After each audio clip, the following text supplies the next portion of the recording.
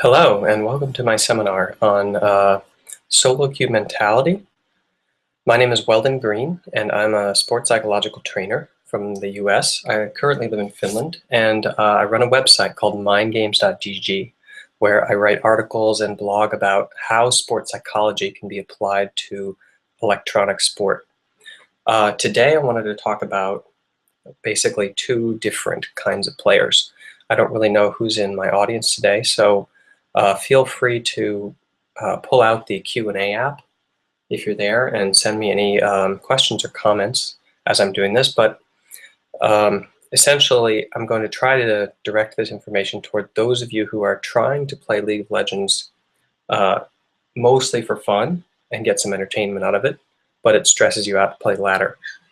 The other target of my talk today is those of you who are playing League of Legends and you want to improve, and that is your main goal. So yes, you're concerned with having fun and entertainment, treating it as a game, but one of your primary goals is trying to get better. I just want to check real quick, see if I can get my video working. Just a second.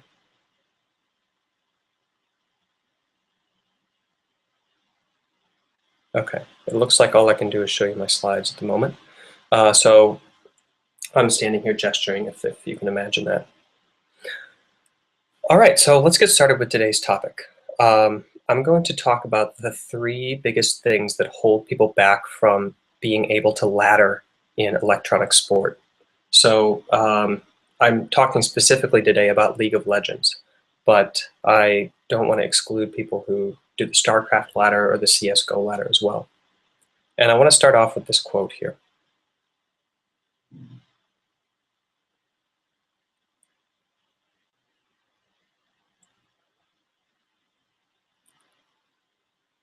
So basically the message in this quote is that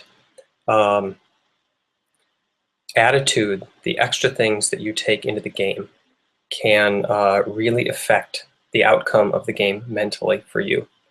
And you have to realize that everybody's coming from this from the same angle. The other 9 people in the game with you, or in StarCraft, the other 1 person in the game with you, they're also motivated and they want to win. They have the same goals as you. That's where everybody starts as a baseline. So if you want to have the kind of consistency that you see in athletes, that you see in professional players, then you have to go beyond just the motivation of trying to win. You have to develop an attitude or a mindset about competition. And so today I'm going to talk about the path from the player to the athlete in that style of mental attitude. And to do that, I need to talk a little bit about skill development. So I have a little picture here, and I need to explain it. This is the typical skill development line for any skill. So we're talking about people who play athletics, people who play electronic sport, people who play instruments, people who do leadership, even people who do science. There's a set of skills that you practice and you train, and they increase over time. You can see that at the top they're kind of plateauing. It never really plateaus, it's always increasing, just increases less and less. So you can see that when you start off learning a skill, that's the blue area there. You develop new skills really fast because you're always practicing something new. Every single time you go into a game in SoloQ or on a ladder, many of the things that you're doing, you haven't mastered yet. You're good at it, but you're not great at it, so you get better while you're doing it. But as you improve at the game more and more, you get into this yellow zone where your skills start developing slower. You play for longer periods and you see less improvement. And the reason that is because when you go into a game, essentially 50%, then 60%, then 70% of what you're doing is stuff that you've already mastered. Things like buying at the shop or buying at the spawn and then walking to the location. These are things that you've already pretty much nailed. So all of this that used to be training time, used to be improvement, is now not anymore. It's just repetition of stuff that you know. This is one of the reasons you can see people training and training and training and yet spinning their wheels. because they don't realize that most of what they're doing is something that they're already really good at. And they fail to take advantage of the learning moments in games when they get to practice a new skill. Most of the time you see this in golf. For example, you go out and you start playing golf, you get really good really fast. Then you play for 10 years and you never improve, because you go out on the course and you play the course and you do all the same stuff you usually do. Whereas a professional player will go out on the course, he'll hit a ball and then he'll drop 5 more balls in the same location and practice hitting them in different ways. Okay, so now that we understand why skill development slows down, let's talk about why for some people it completely stops. So that is the 3 reasons that players fail to become athletes. And I'm only going to touch slightly on some of these, but and I don't have actionable steps for you on all of them, but it's really good information, because you can take that information and you can examine how it is that you play and figure out how you can coach yourself in these skills. All of this is very research-based, so I'm taking it from my expertise, my training as a sports psychologist, psychological trainer, and from my working with athletes, and from youth sport, and also from the eSport team that I train. And this actually, in fact, applies across all disciplines. So we're not just talking about eSport. We're talking about golf, chess, music, war games, leaderships, CEOs, any type of elite performance or performance where you have a skill that you have to slowly improve over time. Number 3, lack of emotional support structure. If you go and ask almost any championship athlete, what was the primary thing that you had to learn to do when you were getting better and better and better? They will tell you they had to learn how to cope with losing. You have to be able to cope with losing if you want to play a competitive game and still enjoy yourself. So this applies both to people who just want to improve and to those of you who are just trying to start to have fun again with the game. Most people think that getting emotional after a loss is a bad thing. Actually, it simply shows how much you've invested into the match. It's not a bad thing, it's totally normal. So I actually train athletes to quickly cope with loss and to perform while being pissed off about a loss, because those things are okay. But being able to perform anyway is an essential skill, like in a best-of-5 match, for example, when you lose the first 2 games. But that kind of training is very long, maybe 6 months or more, and it's not really necessary for you to climb a ladder in solo style play. So instead of the style of professional training that I do, I think that ladder climbers, you should focus on using your existing emotional support structure to get over a loss. And as you do that over and over again, you'll learn pretty quickly how and why and what causes you to get over losses so that you can get back to playing again. Why is it important to get over a loss? I have a slide on this in a second, but I just want to touch on it really briefly. It's mostly because you cannot learn when you're in a state that you're frustrated with a loss.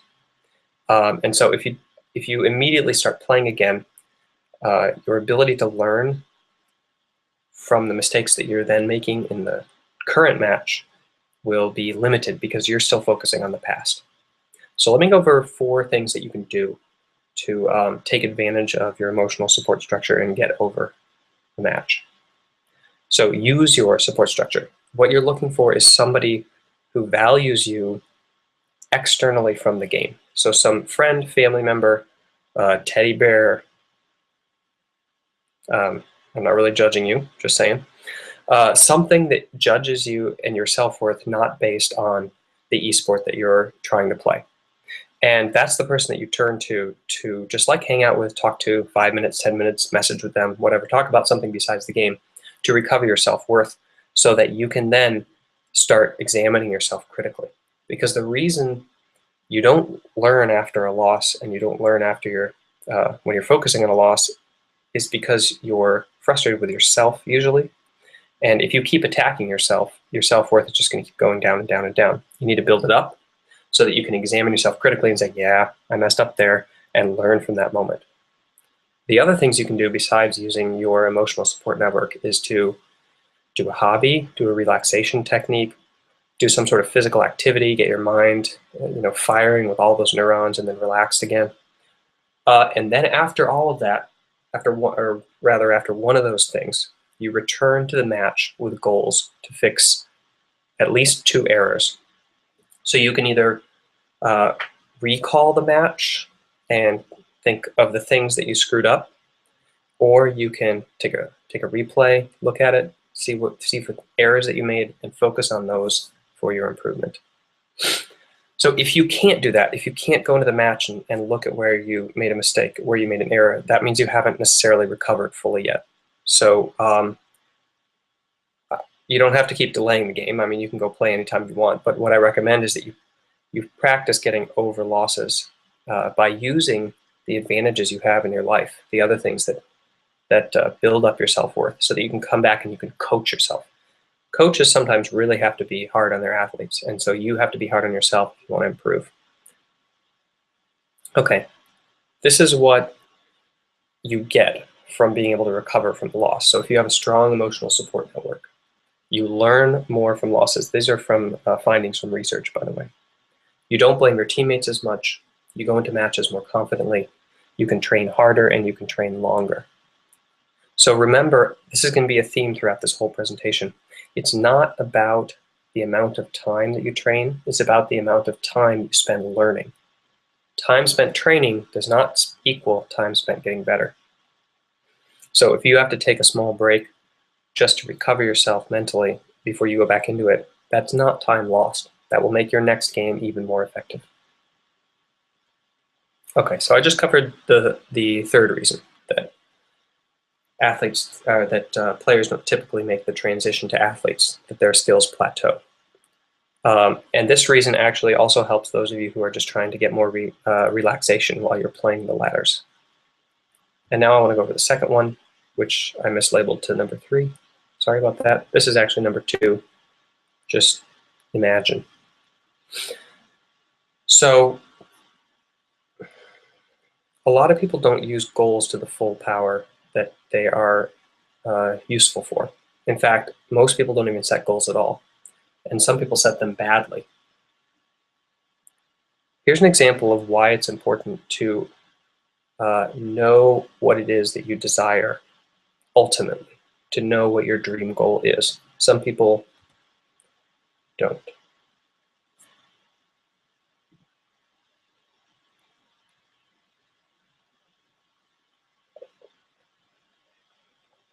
So to put it bluntly, some people don't know what it is that they want because they haven't examined why they're doing the things that they're doing. Some people, on the other hand, are afraid of what they want. They're afraid of acknowledging it because of other people in their life shutting them down, because they think they might fail. And other people hide behind short-sighted goals because they don't want to risk putting too much of their heart into what it is that they're doing, because they're afraid they're going to lose something if they fail. I want to tell you that what you should make as your dream goal for the way that you play should be what it is that you truly desire to get out of the game, ultimately. I'm not saying that you have to go running around and telling everybody this if you don't feel like it, but you should recognize that that's why you're doing what it is that you're doing, because that will help you to put everything into perspective, day by day by day. The other thing is, just because you have that large goal up there and out there, that doesn't mean that's the one that you're going to use. That kind of goal is very motivating, this dream goal that you have, but it's not necessarily the one that helps you get better day after day. So today, for this setting goals badly or not at all section, I wanted to go briefly over how you can stop working for your goals and start making your goals work for you. And by that I mean we're going to take your dream goal, and I'm going to show you how to break it down into a daily goal, and then how to change that goal into a goal that does work for you, that motivates you and teaches you how to play better. So the first thing that we got to do, and you guys can work with me on this, we need a piece of paper or just a list or something. I have a graphic here, and each letter represents a smaller and smaller goal. We're going to start out with A, which is your dream goal. So this is the thing that you ultimately want out of League of Legends or StarCraft or CSGO or whatever game it is that you're laddering on. I'll give everybody a minute or two to go ahead and write that down real quick. And I'm going to try to start up the Q&A app.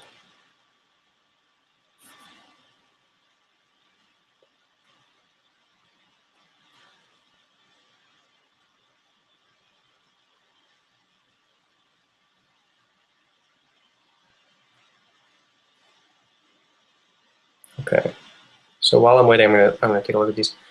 Hey, how are you doing? Hi. I'm great, thanks, Franklin. I think that you have a Finnish flag on your name. I'm not really sure if that's true or not. But great. I'm in Finland, so that's why I mentioned that.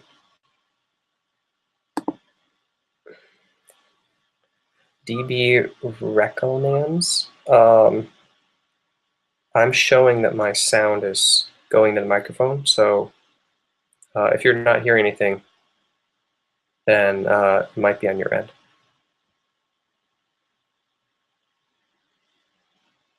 Anita, yeah, you can make a post on the official League of Legends forums for this workshop if you want. And I'll also put it back. I mean, I'll have a YouTube video for everybody afterwards that you can link to and come back with you. So it's hard to come up with just a big goal, one of you says. Yes, this is challenging. It might take a couple days of thinking about it. So we can come back to that. If your A goal is kind of not happening, then we'll move on to the B goal. So the B goal is, oh, he's a poser. I'm the only Finnish guy here. All right. So Gran says that Franklin is actually not Finnish despite the Finnish flag. All right, so going back, the B goal. The B goal is what you need to accomplish in 1 year in order to reach your A goal. So 365 days from today, November 21st, 2015, where do you need to be? What do you need to be doing to be ultimately at the A goal? These can be accomplishments or achievements, or these can be things that you want to do, like as practice, or they can be another dream. Like, for example, the eSport team I work with, their goal was to become, their ultimate goal was to win the World Championships. So their B goal was, within a year, they needed to be professional players. They needed to be paid to play. Can anybody see me, by the way? Some of you said you can hear me, and I've tried to turn my camera on, but for some reason it's only showing my slides.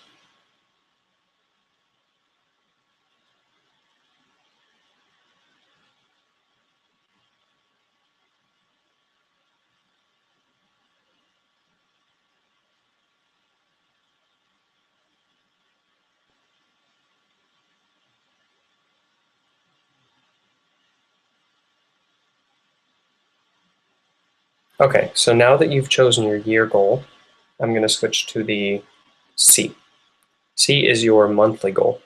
So 30 days from now, December 21st, just before Christmas, what is a goal that you can set for yourself that you will be able to repeat 12 times, or that you'll be able to build on 12 times, so that in 1 year, in 12 repetitions of this goal, you will be at your yearly goal at B. So for example, we have this eSport team, they want to win the World Championships. One of them says, in a year, I need to be a professional player. So that means that in a month, I need to be practicing with a team and trying to get into the LCS. We need to have sponsors. I need to be getting better.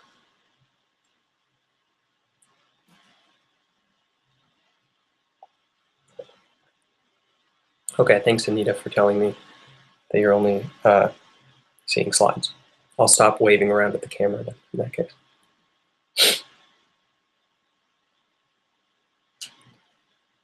By the way, everybody who signed up registered for the workshop on my Google Plus page, I sent you an invite as guests.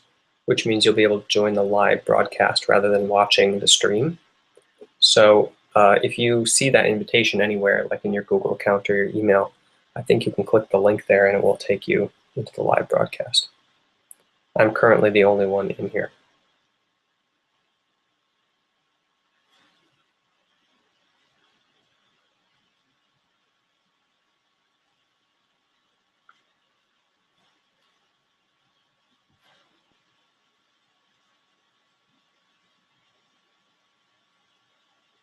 Okay, so now that you have your monthly goal, let's move on to the next one, D, the weekly goal.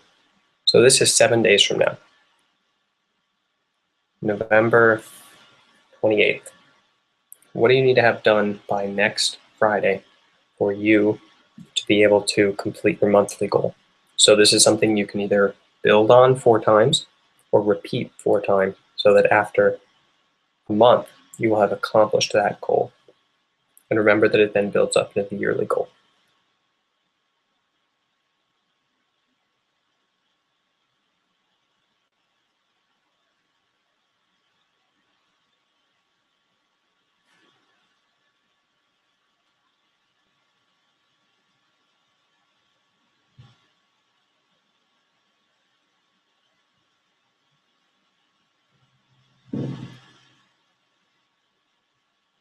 Okay, to highlight how this builds, I want to talk about Franklin's question here, or comment.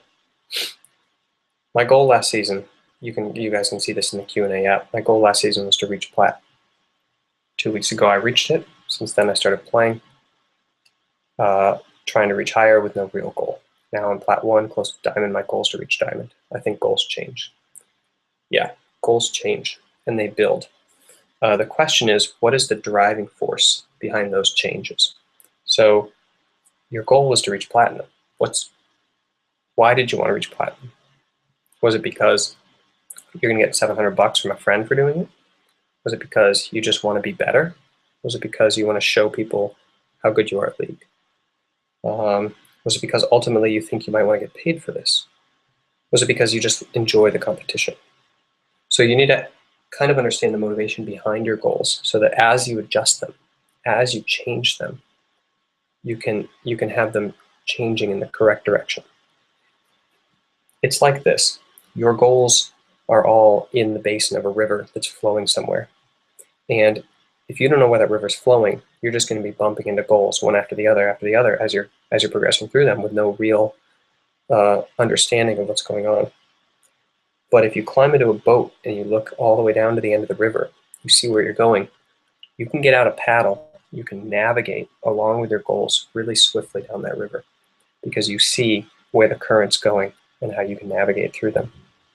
So that's one of the reasons why I really advocate this dream goal, that you kind of understand why it is that you're playing. Is it purely for fun? That's really good to know because that way you can modify your goals. Is it purely for competition? And does that mean that you want to be the best on the ladder? Do you want to be challenger? Or is it more than that? Is it that you wonder how far you can actually take it? Keep in mind that dream goals are things that are not necessarily meant to be reached. That there are things that drive you so that when you fail them, you have gone farther than if you had never had the dream at all.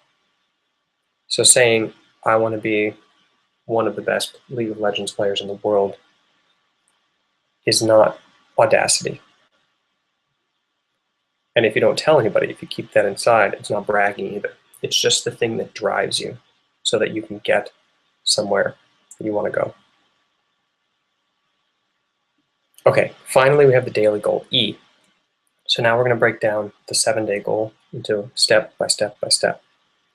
So your E goal, if you're this example League of Legends player I was talking about, from D, the guy was like, okay, I want to,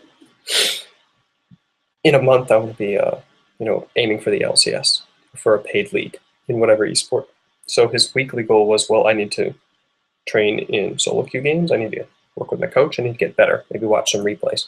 So his daily goal was to play SoloQ games and train and to watch some replays of train. Play league, get better. So while you're thinking of your daily goal, I'm going to answer 2 more questions.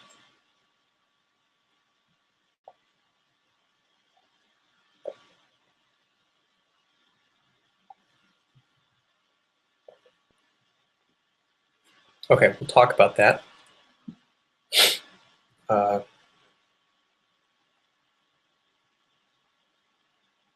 Yeah, what you mentioned, what Franklin mentions here, the last few weeks I've been watching a lot of games. It's deliberate practice, so we'll talk about that towards the end.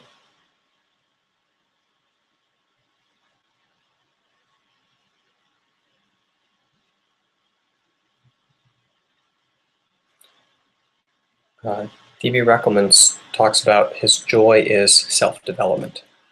So it's the joy that keeps him playing. And if he's not developing, if he's not progressing, then that joy kind of goes away. So I think the dream goal then is to just always be able to enjoy yourself, to always be able to have fun. So then you want to break that down, like if that means that your yearly goal is that you still want to be improving in a year from now, or you want to be taking your skills in League of Legends or this eSport and you want to be applying them to a new place that you can keep improving. So then your goal is going to be transferable skills. You want to be learning things that you can carry over. So then in a month, you want to be better than you were before, but you also want to know how it is you can take those skills and apply them outside the game or to other games. Thinking about maybe what your core skills are, like as a learner instead of as a player. That means that your weekly goal is going to be to maybe learn 1 or 2 skills new in the game, and also to understand how it is that you learned those 1 or 2 skills. Lots of self-analysis, which means that then your daily goal is going to be to maybe play some SoloQ games and to make some goals about what it is you want to learn from them.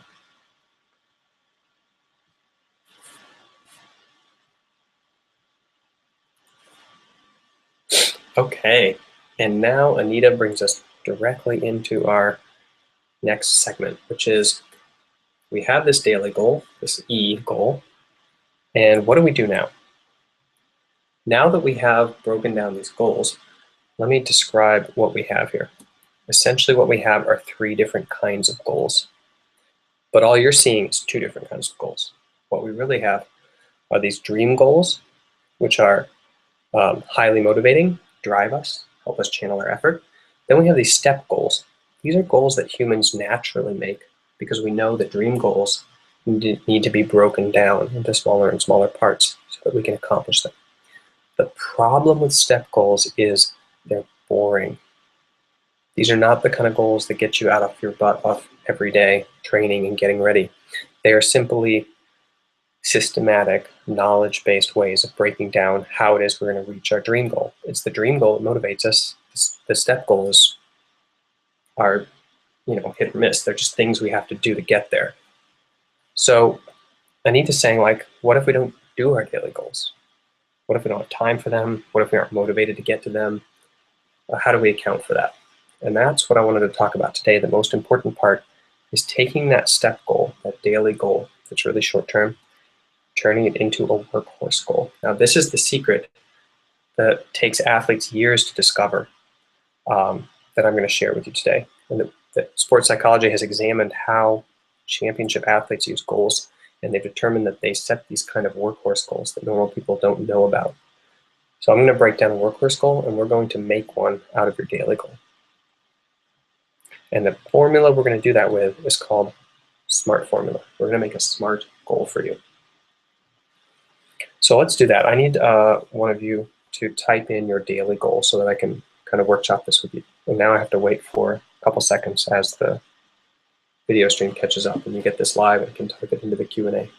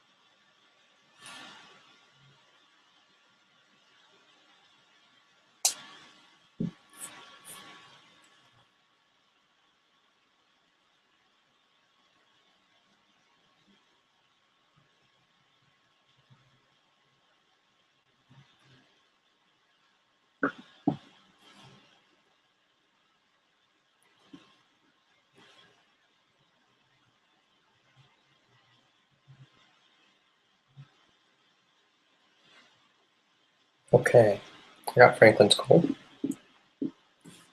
I need to know, I should have said this a minute ago. If your daily goal is doesn't have a lot of information in it, then I'm going to assume some stuff. So tell me about your role and your preferred champions while you're doing that too. Play 2 ranked games and improve weekly set. Okay, I'm going to steal DB Reckelman's because he talks about improving a specific goal. Wait, Anita's just came in.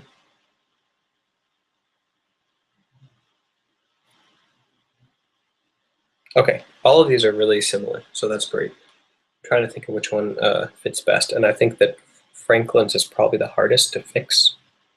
So I'll work on his, and he'll follow along, and you guys can work on your goals.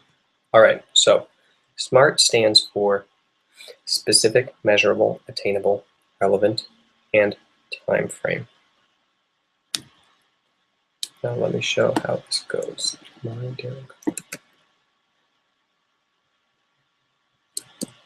Oops.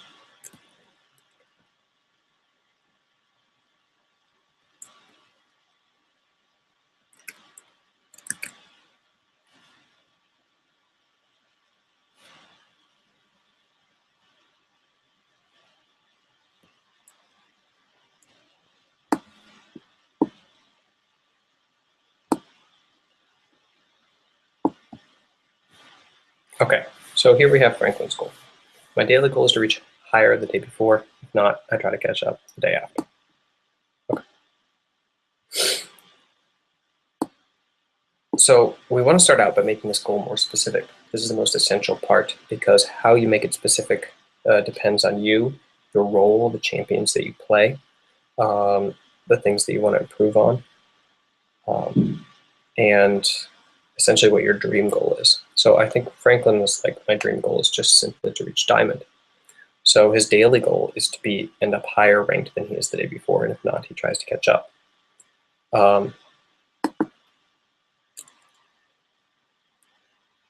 So the climb.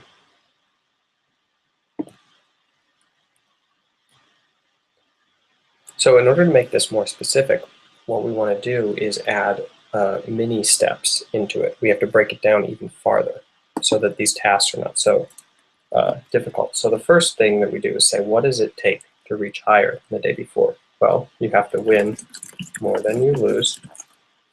You have to cause your team to win. It's a very complicated goal. Ooh, that's tough. Okay. I think that what Franklin is saying is that he needs to win more than he loses, and he needs to learn from every game. You have to learn from every game if you want to reach higher than the day before. So let's say that his daily goal is to essentially learn from every game and share my knowledge team to increase the chance I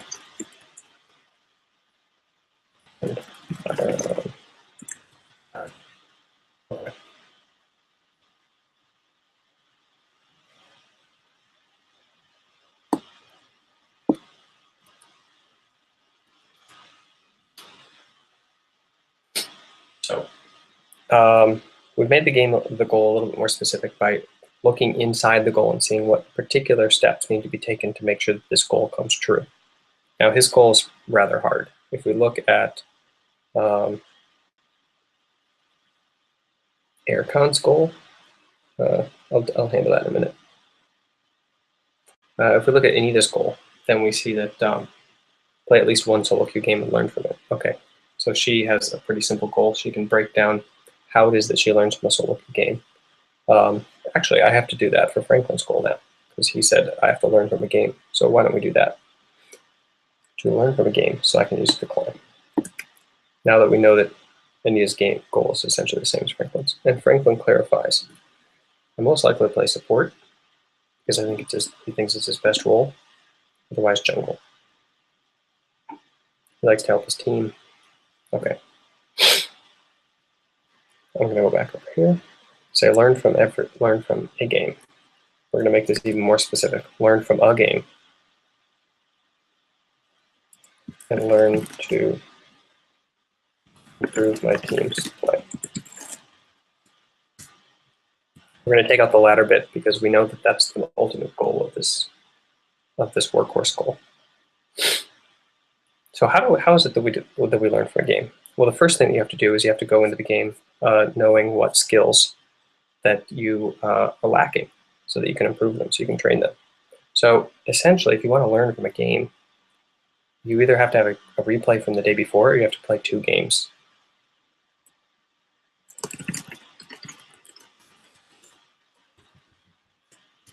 Okay.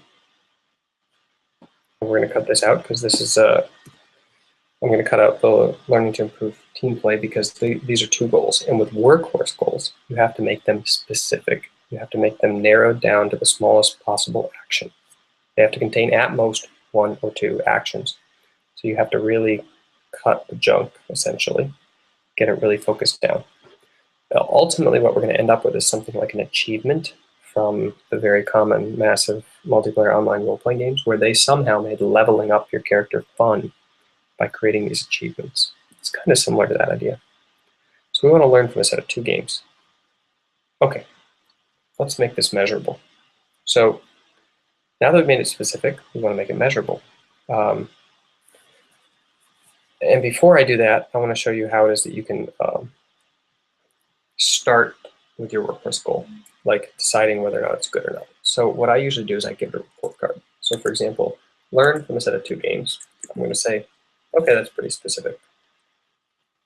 We've broken it down to a simple set of actions. It's not measurable. Because it's not measurable, that means it's not attainable. Because it is relevant. The relevance means how good is this workhorse goal at achieving your step goal. If your daily goal is to ladder climb, then learning from the game has to be directly relevant to ladder climbing. And I would attest that it is. Okay. And then we need a time frame. We don't have one. And I'll explain why a time frame is different from a measure in a moment. So now we've got this report card, we want to start hitting stuff. We want to make it more measurable. Learn from a set of 2 games. How do we know at the end of 2 games whether or not we learned?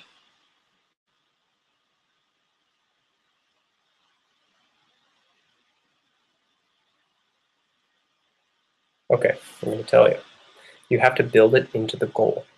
So for example, first you would play 1 game. Then you would take a look at that game and see what it is that you don't know. You need to find a skill that you haven't mastered yet.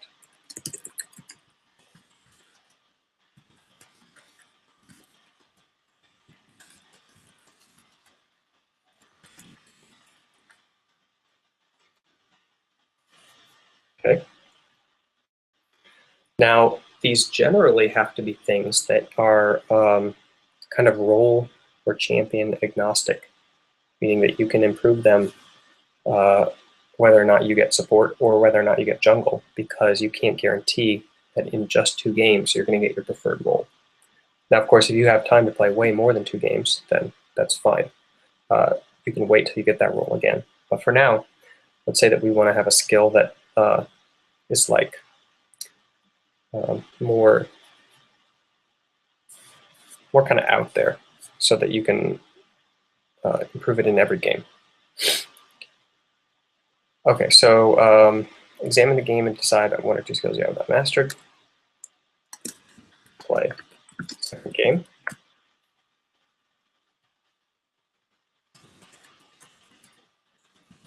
Game and decide you got it better. Okay.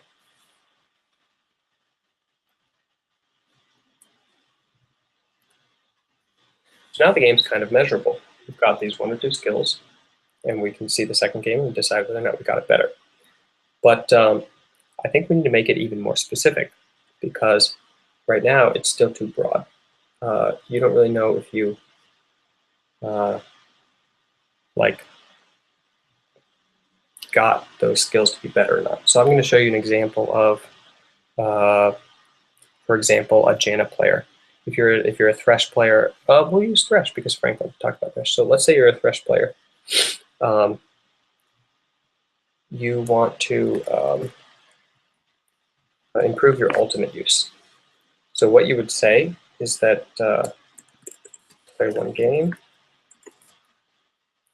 count how many times I used my ult in lane to use my ult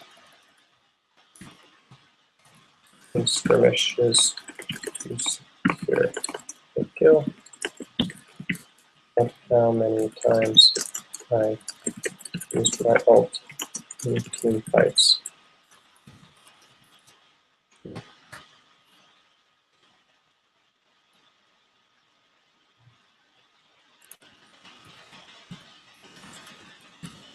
Initiation. So it looks like this Thresh player wants to improve and learn by figuring out how many times he used his ult, by trying to improve his ability to kill in lane to assist the jungler. So that involves like things like being aware that the jungler is coming, being ready with your cooldowns, maybe flash ulting in order to trap the enemy team in the box. And then we have the Thresh also wants to learn how to hold his ult better in team fights in order to counteract an enemy ult. So instead of using it just for a single purpose, like initiating or catching out, he wants to use it, train the skill to counteract an enemy ultimate. So not only do you get the effect of the Thresh ultimate, but you cancel out an initiation or an ultimate from the enemy team. So this allows you to better support your team. So let's say he plays one game and he decides he's okay at the ganking thing, so he wants to improve his ult use. So we take this out, we focus the goal even more. Notice how the goal keeps getting more and more specific. So now we want to make this goal measurable and specific. So we're going to say something like this. Playing Thresh. So your goal with Thresh is to between the 10 to 30 minute mark. In 3v3 invites. Hold ult, use ult, counteract enemy ult. Okay.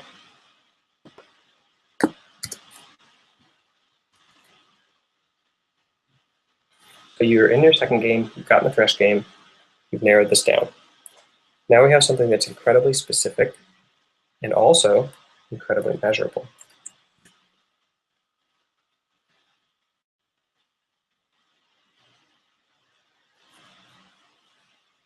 Why did I choose between 10 and 30 minutes? Well, you want to think about how it is that you can measure a goal. You can't really say in the whole game, because what if you have a 40-minute game, then a 20-minute game? You have to kind of time limit the time within the game that you're trying to achieve this goal. And why didn't I say 2v2s or 1v1s, skirmishes? Because you want to use your ult for different purposes there, and you don't necessarily want to save it. So what you want to do is intentionally try to enter team fights after the laning phase at 10 minutes, and try to hold your ult as long as possible. Now in the loading screen, you can, for example, think about what would be the best way to use your Thresh ultimate in a team fight against the team composition they have. Would it be like after an initiation, which character?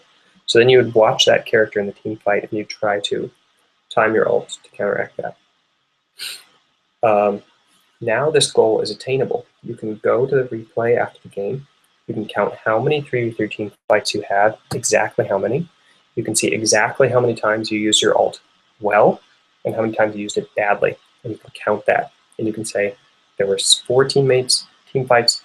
I used it good twice. I used it badly twice, 50% of the time. Then you can play another game. You can say, there were 5 team fights. I used it well 4 times. I used it badly 1 time. Your percentage improved. Then you can say, play another game. You can say there were 17 fights. I used it well 7 times and badly 0 times. You have attained your goal. Your goal is now attainable. Not only that, but because it's measurable, you know how close you are to attaining it. Why is this important? because attained goals are useless. If you're attaining your goal over and over and over again, it's not a very good goal. It's not going to make you better. It's a workhorse goal. So you need to constantly be working towards a goal, and the moment you attain it, you need to make it harder.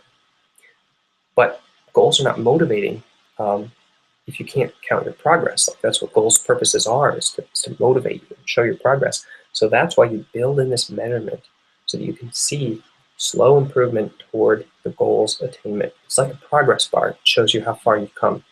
It's like in an achievement when you have like 7 out of 15 bunnies collected for this game. You know, you see the progress toward the achievement. We've already discussed that this goal is relevant for improving your learning, improving your play, and now we want to give it a time frame. So this refers to Anita's question, like, what if I don't get to it that day or that game?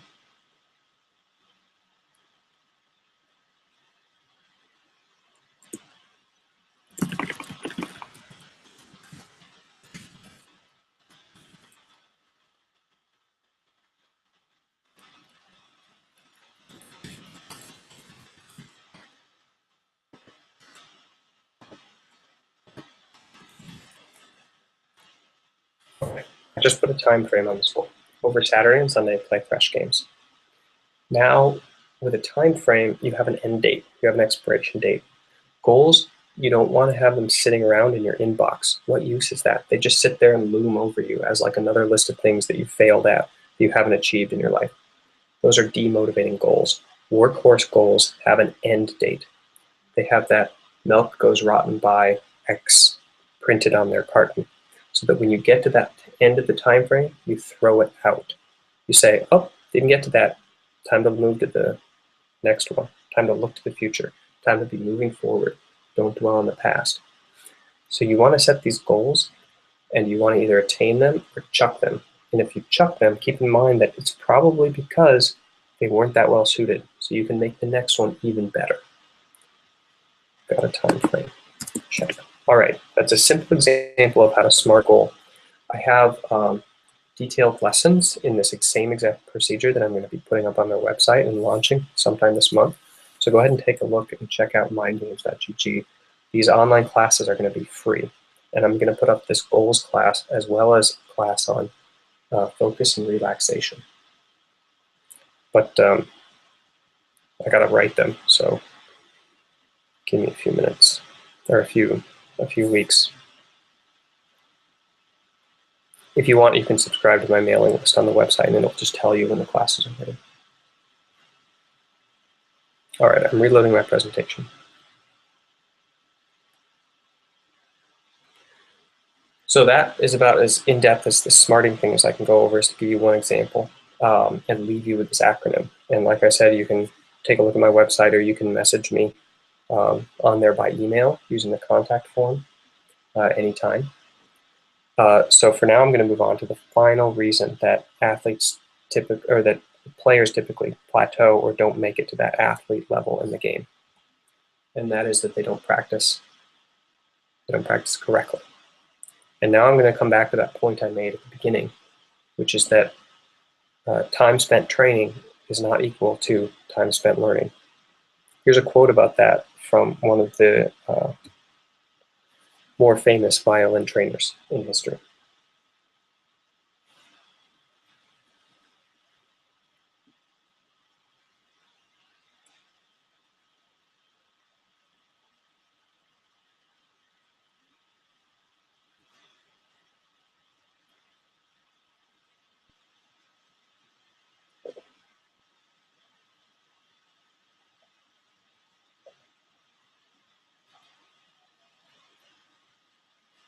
So what this guy is saying is that there is a difference between practice and practicing right. And that difference holds up in research. We have looked at this in sports psychology. The field is called talent detection. We're trying to figure out what it is that makes people talented, because scientists want to know who is going to be the talented person. They want to be able to say that in 10 years that this person is going to be a champion. This kind of investigation started in Russia when they were USSR. They wanted to dominate the Olympics, and so they invested loads of time into trying to detect talent so that they could build them up, make them into professional athletes, and then use them to win. And what happened was, let's see, I'm not ready for the slide yet. Let me go back. What happened was they discovered that they couldn't reliably predict who was going to be a champion based on all the things that you can measure, like skills, physical characteristics, mental fortitude, things like that. But they did find one thing that showed who it was that was going to make it to that top level, and that was motivation or effort. Motivation turned into action, effort. And what they discovered is that, and this is held up all the way through modern research, is that people's effort compensates for any weaknesses they have by building on their strengths. So if a researcher or a scientist goes up to a guy and says, you're too short to be a championship basketball player, you're too short to be a champion, you're tall enough, you're probably, of these three people, you're going to be the one who makes it. The problem with that is it turns out that actually the one who applies the most effort is the one that makes it, no matter how tall they are. Now, in eSport, this is exceptionally more true than in normal sport, because in normal sport, you still have, in traditional sport rather, you still have these physical characteristics, like you're genetically limited the amount of oxygen you can process. You're genetically limited by your height. However, in electronic sport, there is nothing limiting you but your own personal effort.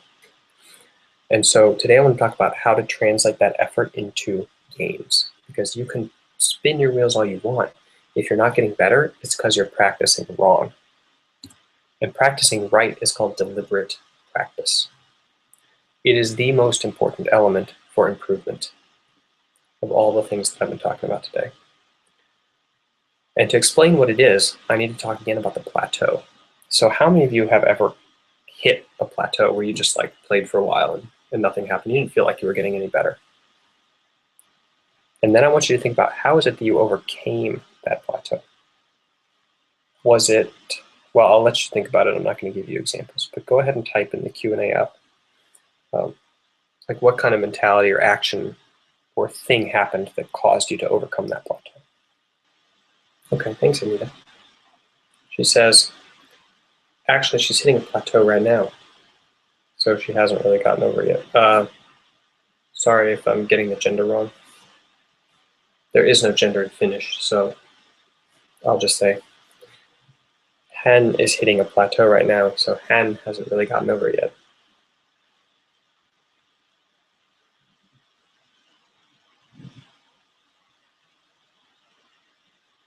Okay, so some of you have probably all had a chance to think about that, even if you don't have an explanation. So I'm going to talk a little bit about how deliberate practice is the answer to overcoming your plateau. Okay, I have another response. With everything I do, I usually have a very big spike in skill. Then I hit a plateau, I feel like I'm not learning, and suddenly I hit learning again. Where's my hair? Yes, this is a very valid question. It has a lot to do with sports psychology, so I'm going to answer this.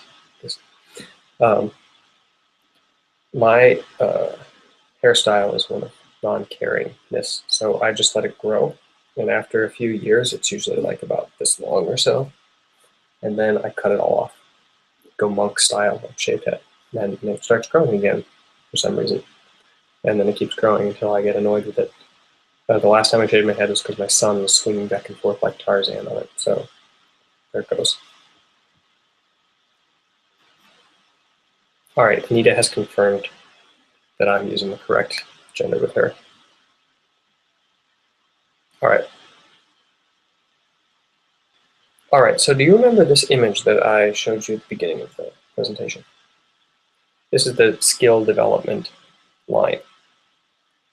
So plateaus exist because what happens is people move up this line and then they start practicing skills that they had just learned. So for example, in this blue area, the 1 week climb, you'll get to the end of the 1 week climb of improving skills, and then you'll spend a lot of time refining those skills and improving them. The problem is that this kind of training isn't very effective. You're training stuff you've already learned.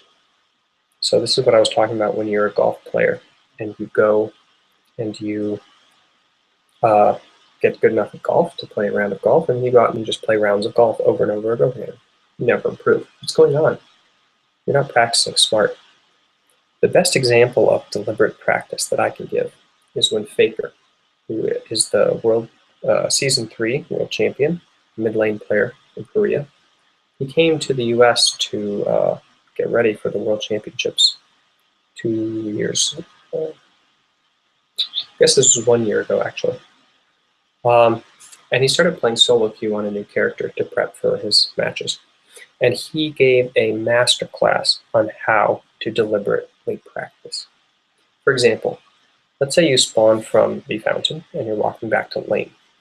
If you guys aren't a level player, that means that you have died or something, or you've returned to base, and you have a walk across the combat map until you get back to the place where you're going to start fighting enemies again. So it's rather safe.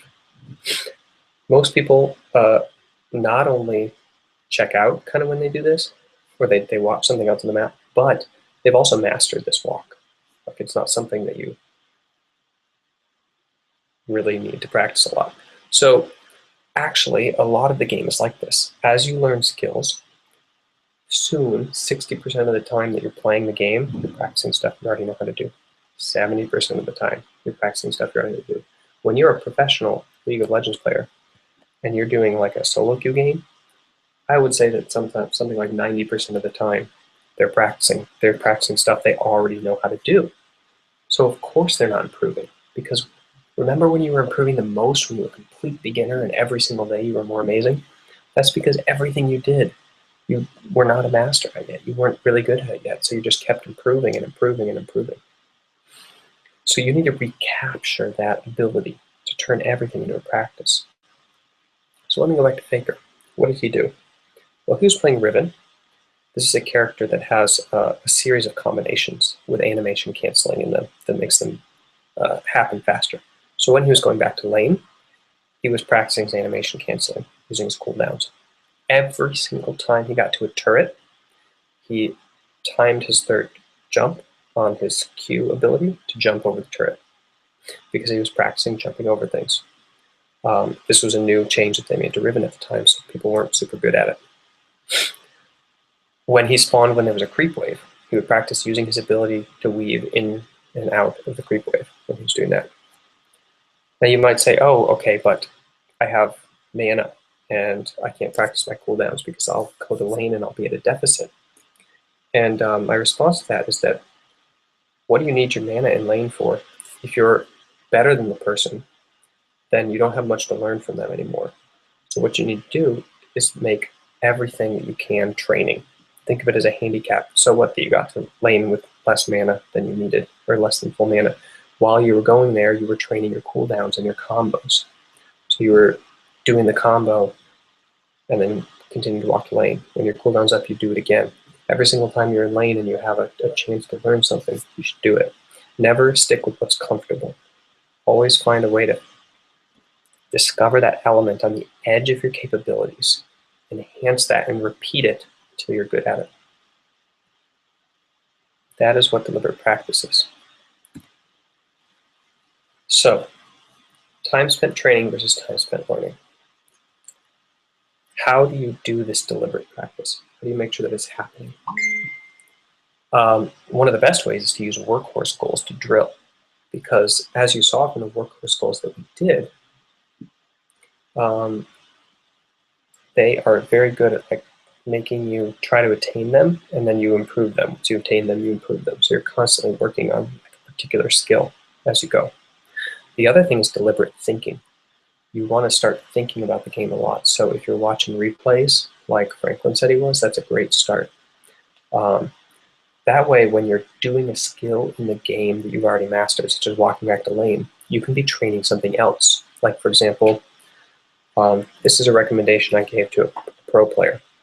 He said, okay, I'm walking back to lane, I'm not training anything, what should I do? I said, predict where the jungler is going to show up.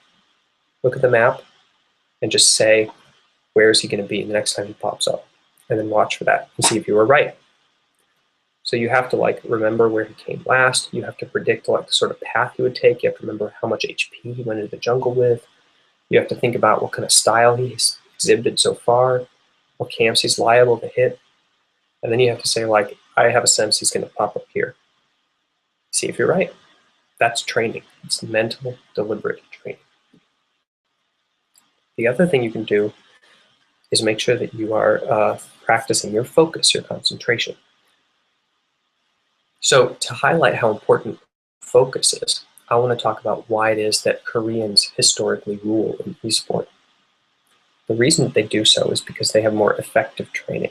They have this infrastructure from their previous eSport history. And if I was to ask you a question, how much do Koreans actually train? You might tell me something like, oh, they train 18, 12, 16, 14 hours a day.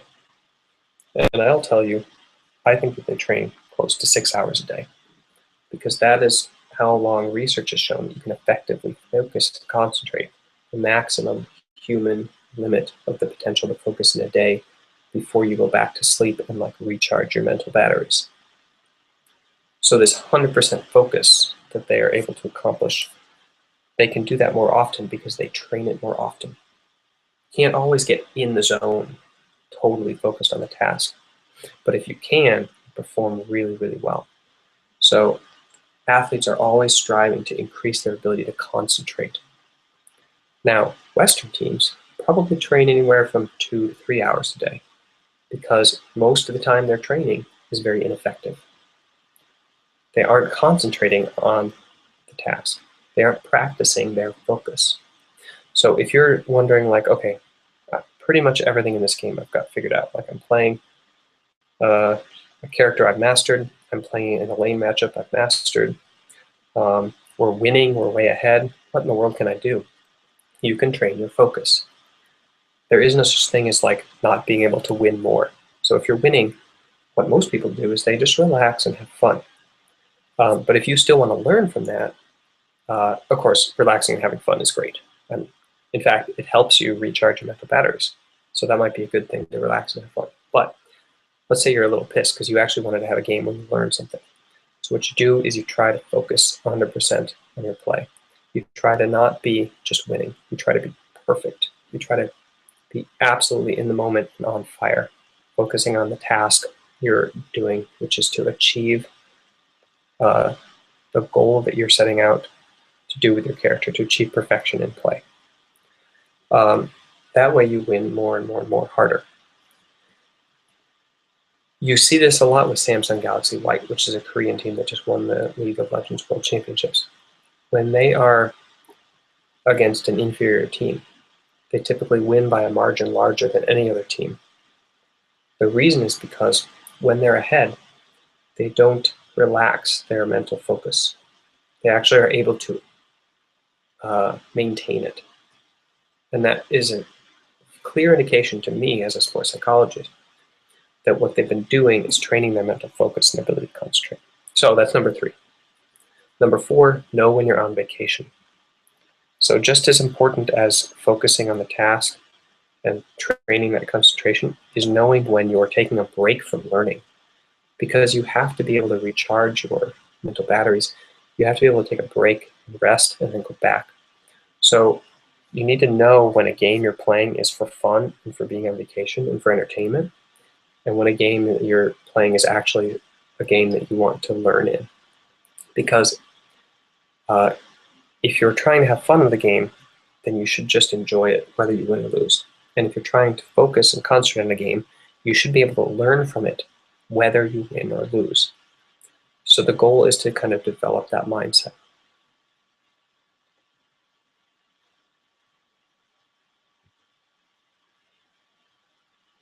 So here's a really important question from Anita about focus. So the thing with focus and the 6-hour thing, with the 6-hour rule, is that you're measuring time that you think you spent focusing. But in actual fact, if we look at the research on how it is that people focus, it comes in spurts. So some of the time you're focusing 20%. Some of the time you're focusing 40%. Some of the time it's 10%. Some of the time it's 60%. How many times in your life have you been like in the zone? And by that I mean what they call in flow in sports psychology. So in the zone means that you feel like you're being challenged the utmost, but you're completely capable of accomplishing the task.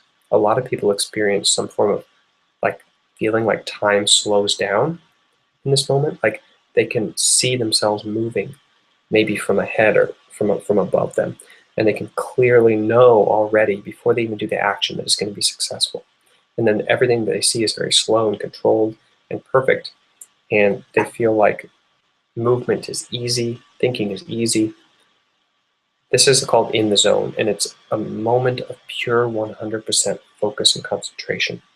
And it's very rare, although it happens a lot more in athletes and high performers because they're able to attain that state, every once in a while. But most of the time it happens for people who are playing like every few months, maybe once a year. So if you are only able to concentrate 100%, every few months, then I don't think you need to worry about running out of focus in a day, because most of the time you're not focusing at full efficiency. You're just doing stuff. You don't usually need your brain for like walking to and from class, right? Because you've mastered that. In fact, you don't need your brain for a lot of the socialization in class. You don't focus on stuff like that.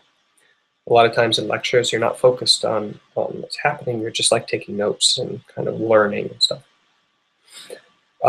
So your mental reserves are still plentiful.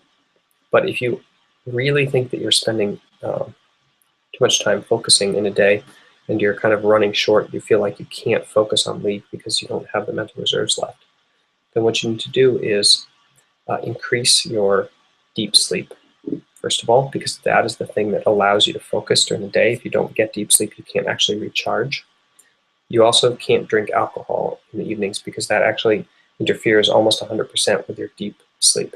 It forces you into the REM sleep, and so you actually don't recharge your mental focus on nights where you've had alcohol. Part of the hangover is a part of a symptom of that attribute, but they've studied this in athletes with heart rate monitors. And so that's how they discovered it was happening. The third thing that you can do is rest your mind during the day. So for example, you need to know when you're on vacation from the game so that you can like rest your mind so that you can focus in short bursts and then turn it off. So for example, the goal that I showed you earlier, it was from 10 minutes in the game to 30 minutes in the game. So that's 20 minutes where you need to focus really hard. And then you take a break. Those are the kinds of little trainings you can do. Okay, so now I want to take a moment to let you ask any questions you have of me. This is what I wanted to talk about today, was these topics. Once again, my name is Weldon Green, and my website is MindGamesGG. Right now, I've launched a new beta version that's going to be more of a training website because I want to do more things like this. And I want to build up a big repertoire of free classes and a set of video workshops so that sports psychology can kind of come out and be usable by the masses. I think that it's a shame that only elite athletes and only elite eSport teams can make use of these really useful life skills that can not only work well in competition and games, but can also function really well in life outside of that. So go ahead and visit my website and subscribe. Make sure that you go to the beta version to subscribe, because that's where I'm starting to set up all this new stuff. And my main version at mindgames.gg is going to close down soon. So you'll see, like on the front page, there's a post that says, "Hey, my new beta version is launched," and there's a link to it. Don't worry about any of the membership stuff or anything, because I'm still working. I'm going to do pricing on some of the premium features, but I don't think you need any of the premium features if you just want to learn more about sports psych. Those are going to be for people who want like one-on-one consultations with me and stuff like that. Okay, so I'm going to go ahead and turn back to my camera, and by now the end of this show should be getting through so that the Q&A is live.